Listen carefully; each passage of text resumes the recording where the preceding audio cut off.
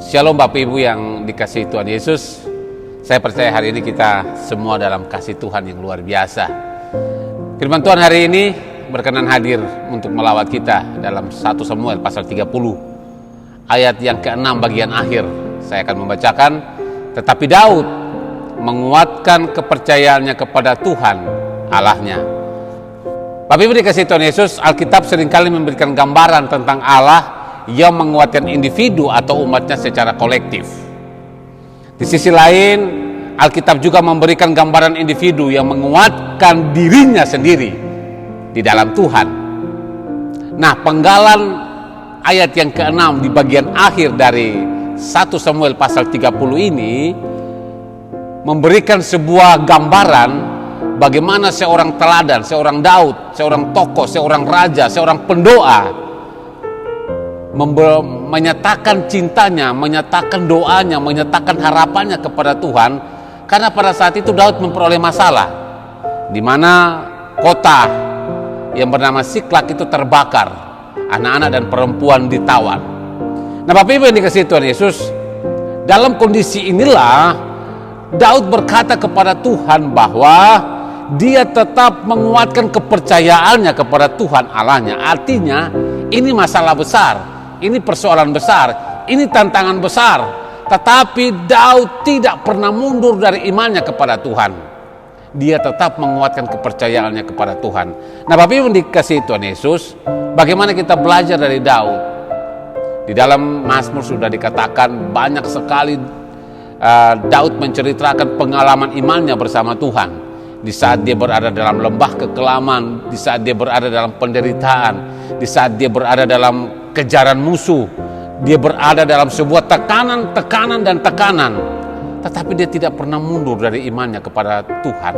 Dia tetap menaruh imannya kepada Tuhan. Nah, Bapak Ibu dikasihi Tuhan Yesus, mari kita belajar. Kita belajar apa yang dilakukan oleh Daud ketika dia memperoleh persoalan. Apa yang dilakukan oleh Daud ketika dia memperoleh masalah.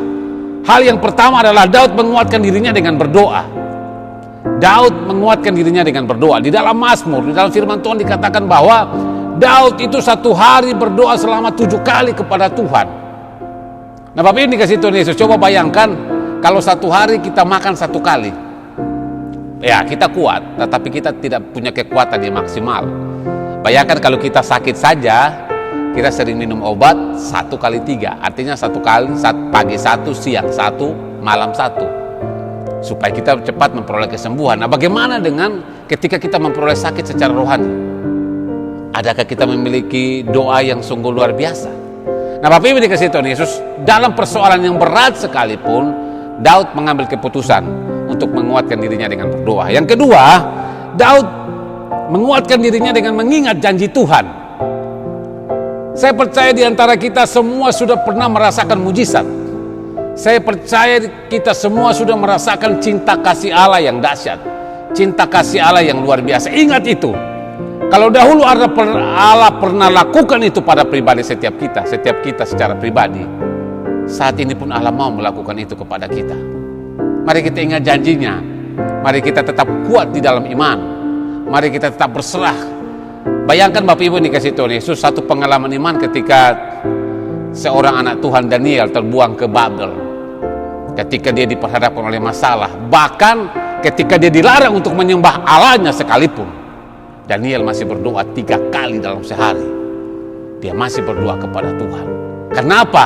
Karena dia tahu kekuatan doa itu sungguh luar biasa. Dan akhirnya Allah melepaskan dia dari kekejian, Allah melepaskan dia dari jerat gua singa yang membahayakan. Nah Bapak Ibu dikasih Tuhan Yesus, mari persoalan, masalah, tantangan, hambatan apapun yang kita alami dalam kehidupan kita, langkah pertama yang harus kita lakukan adalah berdoa. Langkah kedua yang harus kita lakukan adalah kita menguatkan diri kita dengan terus mengingat janji Tuhan dalam kehidupan kita. Saya percaya kalau ini kita lakukan dalam kehidupan kita, kita semua akan memperoleh kasih, anugerah, cinta Tuhan yang luar biasa. Bapak Ibu dikasih Tuhan Yesus, selamat berkarya, selamat berdoa. Tidak ada satu masalah pun yang tidak dapat terselesaikan bersama Tuhan, sebab Dia berjanji, Dia selalu bersama-sama dengan kita. Selamat hari Minggu, selamat berkarya. Tuhan Yesus memberkati kita. Shalom.